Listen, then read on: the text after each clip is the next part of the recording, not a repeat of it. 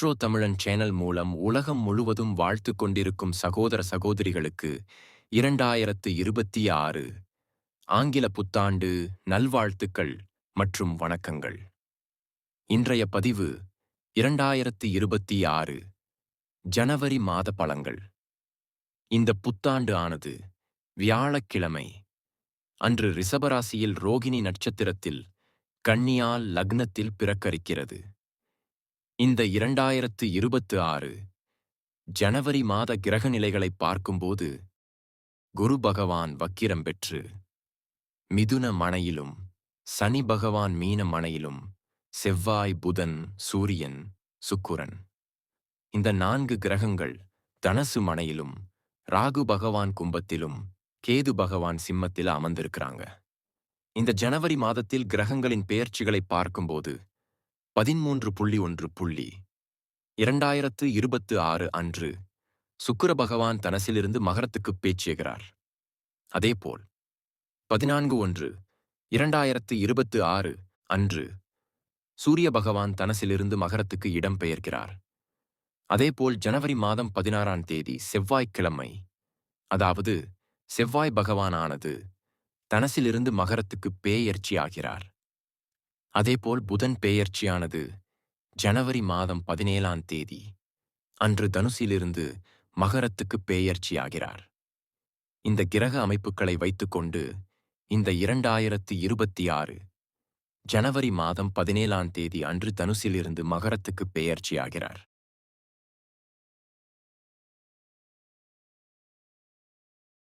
என்ன பலன் எப்படி இருக்கப்போது, என்ன மாதிரியான மாற்றத்தை கொடுக்கப் போகிறது என்பதை இந்த 12 ராசிகளுக்கும் தனித்தனியே பார்க்கப் போகிறோம். அதற்கு முன்னால் நம்முடைய சேனலை நீங்கள் முதல் முறையாக பார்ப்பவர்கள் என்றால் மறக்காமல் சப்ஸ்கிரைப் பண்ணிக்கிங். கும்பராசி அன்பர்களே, 2026 ஜனவரி மாதம் எப்படி இருக்கும் அப்படின்னு பார்க்கும்போது உங்களுடைய ராசிநாதன் என்று சொல்லக்கூடிய சனி பகவான் 2ஆம் இடம் என்று சொல்லக்கூடிய தனம், குடும்பம், வாக்குஸ்தனத்தில் போய் உட்கார்ந்திருக்கும். அப்போ நீங்கள் குடும்பத்தை சார்ந்த விஷயங்கள், தனம் சார்ந்த விஷயங்கள், பொருளாதாரம் சார்ந்த விஷயங்கள், உங்கள் வாக்கு சம்பந்தப்பட்ட விஷயத்தில்தான் இந்த மாதம் முழுவதும் உங்களுடைய எண்ணம், உணர்வு, குடும்பம் சார்ந்த விஷயத்தில்தான் இந்த மாதம் இருக்கப் போகுது. உங்கள் ராசியில் ராகு பகவான் உட்கார்ந்திருக்கிறார். அப்ப ராகு என்கிறது ஒரு சர்ப்ப கிரகம். அப்ப உங்கள் ராசி உங்கள் தலைமை மேலேயே ஒரு பாம்பு கிரகம் இருக்கும் என்பதை மனதில் வைத்துக் கொள்ளுங்கள். அதாவது உங்கள் ராசி சந்திரன் மேல் ராகு இருக்கும். என்னால் மனக்குழப்பம்தான் இந்த கும்பராசி என்பவர்களுக்கு ஏற்படுத்தும். அப்ப மனம் குழப்பம் அடையாமல் பார்த்துக் கொள்வது சிறப்பு அப்படிங்கிறத மைண்டில் வைத்துக் கொள்ளுங்கள். அப்ப எந்த ஒரு புதிய விஷயமாக இருந்தாலும், புதிதா எது செஞ்சாலும் கொஞ்சம் யோசிக்கணும் அப்படிங்கிறத மனதில் இருந்தால் போதும்.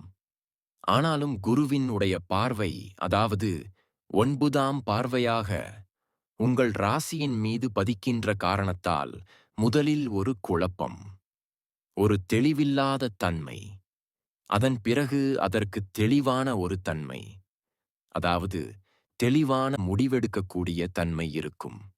அதாவது முதலில் கெடுபலுங்களைப் போன்ற ஒரு தோற்றத்தை கொடுத்து விட்டு அதன் கப்பிறகு குருவின் உடைய பார்வையால் சமப்படுத்தப்படும் என்பதை ஞாபகத்தில் வைத்துக் கொள்ளுங்கள்.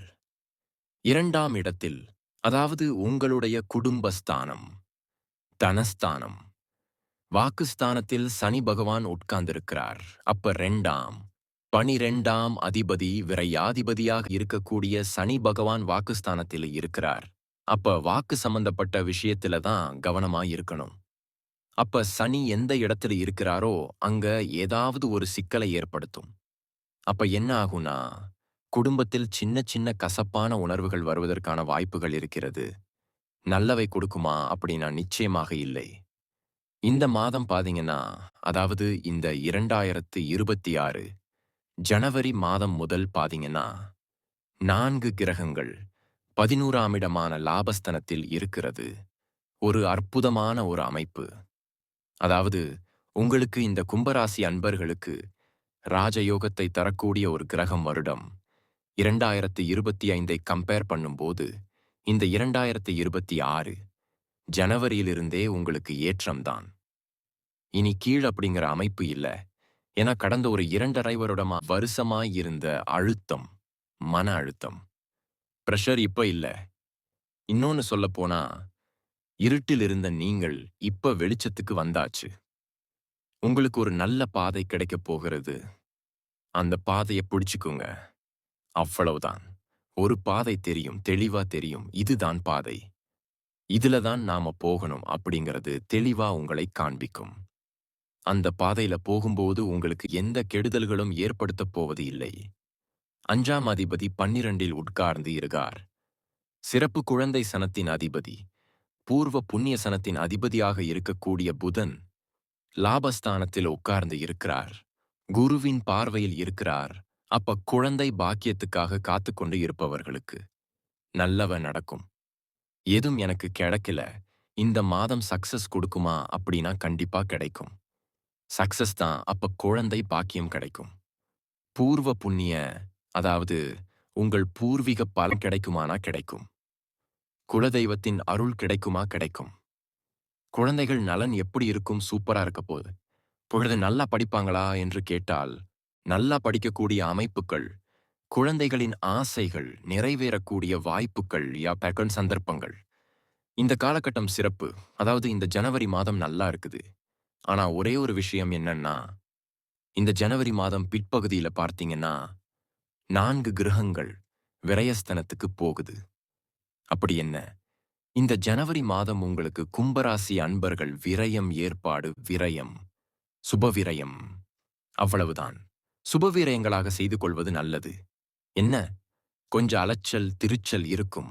ஏனென்றால் அத்தனை கிரகங்கள், 4 கிரகங்கள் 12 இடத்தில் போய் இருக்கின்ற காரணத்தால், விரயம் என்கின்ற அமைப்பு இருக்கின்ற காரணத்தால் அதில் கொஞ்சம் கவனமாக இருக்கணும். கவனமும் என்ன? கொஞ்சம் அலைச்சல். ஒரு வேளை 2 மணி நேரம் செய்யும் வேலையே 3 மணி நேரம் இருக்கும். எந்தளவு உழைப்பு போடுகிறீர்களோ உழைப்புக்கேத்த வருமானம் இருக்கும். அதில் எந்த மாற்றுக் கருத்து இல்ல. ஆனால் பணம் சார்ந்த விஷயத்தில எங்காவது கொடுத்தீங்கன்னா, கடன் தன்னுடைய செலவுக்கு மேல போகக்கூடாது. இதுல கொஞ்சம் கவனம். அப்படி என்ன அர்த்தம் அப்படின்னா, நீங்கள் தேவையில்லாத விஷயத்துக்குள்ள போகக்கூடாது. அவ்வளவுதான் தேவையில்லாதது அப்படின்னா. ஏதோ நடந்துட்டு இருக்கிற மற்றும் 3ஆம் நபர்களினுடைய விஷயத்தில் குறுக்கீடு தலையீடுக்கு போகக்கூடாது அப்படிங்கிறத நினைவில் வச்சுக்கிட்டா போதும். ஏன் இதை உறுதியாக சொல்கின்றன் அப்படின்னா, 7ஆம் அதிபதி 12ல போய் உட்காரப் போறாரு. சூரியன் எழுக்குரியவன் 12ல போய் அமருகிறது. களத்திர காரக கிரகமான சுக்கிரன் போய் 12இல் அமர்கிறது. சனி பகவான் குடும்ப சதானத்தில் இருக்கு. அப்போ குடும்பத்தில் ஏதாவது ஒரு பிரச்சனை கொடுப்பதற்கான அமைப்பு இருக்கு. ஒரு விரயம் கொடுப்பதற்கான அமைப்பு இருக்கு. அப்போ 3வது நபர்களின் குறுக்கீடு அல்லது உங்கள் குடும்ப விஷயத்தில் மற்றவர்களில் குறுக்கீடு வராமல் பார்த்து கொண்டாலே போதும். உங்களுக்கு எந்த பாதிப்பும் குடும்பம் சார்ந்த விஷயத்தில் ஏற்படுத்தப் போவது இல்லை. எல்லாமே 12இல் விரயம் என்கிறோமே. விரயம் என்ன? அலைச்சல் தான் 12ஆம் இடம் என்பது. வெளிநாடு, வெளி மாநிலம், அந்நிய தேசத்தை குறிக்கக்கூடிய இடம். அப்போ மூமெண்ட் அப்படிங்கிறது கண்டிப்பாக உண்டு. அப்போ வேலை விஷயமாகவோ, தொழில் விஷயமாகவோ, வியாபார விஷயமாகவோ, வெளியே, வெளி ஊருக்கு வெளி மாநிலத்துக்குச் செல்லக்கூடிய வாய்ப்புகள், சந்தர்ப்பங்களை உருவாக்கும். அதை கெட்டியாக நீங்கள் பிடித்துக் கொள்ளலாம். அதாவது, நான் வெளிநாட்டுக்கு வேலைக்கு போக வேண்டும். இந்த மாதம் 4-5 கிரகங்கள் பார்த்தீங்கன்னா 12ஆம் இடத்துடன் இருக்கிறதுனால வெளிநாட்டு அமைப்புகள் பிரகாசமாக இருக்கிறது. இந்த கும்பராசி அன்பர்களுக்கு அதே சமயத்தில் கொஞ்சம் கவனமாக இருக்கணும். யாருக்கெல்லாம் சந்திர புத்தி, சந்திரனுடைய தொடர்பு, புத்திநாதன் வேலை செய்து கொண்டிருக்கிறாரோ அவர்களுக்கு கொஞ்சம் மன பிரஷர் அங்கிருக்கும். ஒரு டென்ஷன் அங்கிருக்கும். கண்டிப்பாக கும்பத்திற்கு இருக்கும். அடுத்தது யாரெல்லாம் புதன் புத்தி ஓடிக்கொண்டிருக்கிறதோ அவர்களுக்கும் கொஞ்சம் டென்ஷன் பிரஷர் இருக்கும். ஒரு அழுத்தம் இருக்கும். எங்கேயாவது ஒன்று சிக்கிட்டு குறை சொல்லிக் கொண்டிருக்கும் அமைப்புகள் உண்டு. மற்றவர்கள் நீங்கள் பயப்பட வேண்டிய அவசியம் என்பது இல்லை. ஒரு நல்ல தெய்வ வழிபாடு. இந்த ஜனவரி மாதம் அப்படின்னு எடுத்துக்கிட்டா குலதெய்வ வழிபாடு உத்தமம் கண்டிப்பாக. இந்த கும்பராசி அன்பர்கள் இந்த ஜனவரி மாதம் குலதெய்வத்தை வழிபாடுவது ரொம்ப ரொம்ப சிறப்பு. என்ன சொல்ல வர்றேன் அப்படின்னா, கோபப்படக்கூடாது, ஆக்ரோசப்படக்கூடாது, தவறான முடிவெடுக்கக்கூடாது. கோபத்தில் எடுக்கக்கூடிய முடிவுகள் தவறாகச் சென்றுவிடும் என்பதை மனத்துல வச்சுக்கோங்க. அப்பதான் உங்கள சீண்டி பாப்பாங்க. அதுக்கு நீங்கள் உடன்படக்கூடாது. அதுக்கு அடுத்தது பாத்தீங்கன்னா, 16ஆம் தேதி செவ்வாய் பகவான் 4க்குரியவன், சுகத்தை தரக்கூடியவன், லாபத்தை தரக்கூடியவன். செவ்வாய் பகவான். அப்ப 4ஆம் இடத்திலே அதிபதி ராசியில வரும்போது, உங்களுக்கு இந்த நிலம், வீடு, வண்டி வாகனம், இந்த எண்ண ஓட்டங்கள கொடுக்கும். நிலத்தை வாங்கலாமா? தாராளமா வாங்கலாம். உங்களுக்கு ஜனவரி மாதம் 15 பிறகு நீங்கள் இடம் வாங்குறது, நிலம் வாங்குறது, வீடு வாங்குறது, வண்டி, வாகனம் வாங்குறது, பத்திரப்பதிவு செய்யறது எல்லாமே செஞ்சுக்கலாம். கும்பராசி அன்பர்களுக்கு என்ன சொல்லப் போகிறேன்னா, இந்த 2026 சிறப்பான வருடம்தான். உங்களுக்கு ஒரு புதிய பரிணாமத்தை ஏற்படுத்தும், புதிய மாற்றத்தை ஏற்படுத்தும், புதிய உறவுகள் உங்களுக்கு கிடைக்கக்கூடிய தன்மை. திருமண பந்தங்கள், வாய்ப்புகள், சந்தர்ப்பங்கள், தொட்டது தொடங்கக்கூடிய ஆக்கப்பூர்வமான செயல், ஈடுபடக்கூடிய அதிகாரத்தில் செல்லக்கூடிய, புதிய அட்மினிஸ்ட்ரேஷன் போகக்கூடிய படிப்பு ரீதியில் நன்மை தரக்கூடிய, இப்படி அடுக்கிக்கிட்டே போலாம். நல்ல நல்ல விஷயங்கள் செயல்படுத்துவதற்கு உண்டான வாய்ப்புகளையும் சந்தர்ப்பங்களையும் உங்க முயற்சியால் நீங்க போய் 3ல அமர்ந்திருக்கிறார். உங்க முயற்சியால் வெற்றியடையக்கூடிய அமைப்புங்கிறது இந்த ஜனவரி மாதத்திலிருந்தே கும்பத்துக்கு நல்லா இருக்கும் என்று சொல்லலாம். இப்ப நான் சொன்னது ஒரு பொது பலன்கள் மட்டுமே. இந்த ராசி நட்சத்திரத்துல பாத்தீங்கன்னா பல கோடி கணக்கான பேர் இருப்பீங்க. எல்லாருக்கும் ஒரே மாதிரி பலன்கள்னா நிச்சயமா இல்ல. ஏனென்னா ஒவ்வொருத்தரும் ஒவ்வொருத்தருடைய ஜாதக அமைப்புகள் மாறுபடும். தசா புத்தியும் மாறும். அதுக்கு தகுந்த மாதிரி பலன்களும் மாறும். ஒரு துல்லிய பலன் வேணும். உங்க ஜாதத்துல கிரகங்கள் எப்படி இருக்கு? என்ன ஆதிபத்தியத்தில் இருக்கு? எந்த டிகிரியில இருக்கு?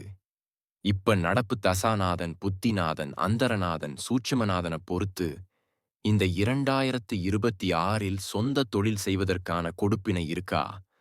அப்படி இருக்கக்கூடிய பட்சத்துல எப்ப நம்ம சொந்த தொழிலை ஆரம்பிக்கலாம்? இந்த 2026ல எப்பதான் நமக்கு திருமணம் நடக்கும்? இந்த 2026இல் நான் வீடு கட்டுவேனாம்? எப்ப குழந்தை பாக்கியம் கிடைக்கும்? எந்த கோர்ஸ் எடுத்து படித்தா நம்மளுடைய ஃபியூச்சர் நன்றாக இருக்கும்? எப்ப நான் வீடு கட்டுவேன்? இது போன்ற கேள்விகளுக்கு துல்லியமான பதிலை நம்மால் கூற முடியும். நீங்கள் எங்கள் சேனலை முதல் முறையாக பார்க்கிறீர்கள் என்றால் மறக்காமல் சப்ஸ்கிரைப் பண்ணுங்க. மற்றும் பக்கத்தில் உள்ள பெல் பட்டனையும் ஆல் என்கின்ற நோட்டிஃபிகேஷனும் கிளிக் செய்யவும். நீங்கள் அறிவிப்பை கிளிக் செய்தால் நான் அடுத்தடுத்து போடக்கூடிய பலன்கள் உங்கள் அறிவிப்பில் வந்து சேரும். இந்த ராசியை பின்பற்றுபவர்கள் அனைவருக்கும் நீண்ட ஆயுளும் செல்வ செழிப்பும் செல்வாக்கும் கிடைக்க வாழ்த்துக்கள். நன்றி மற்றும் நல்வாழ்த்துக்கள்.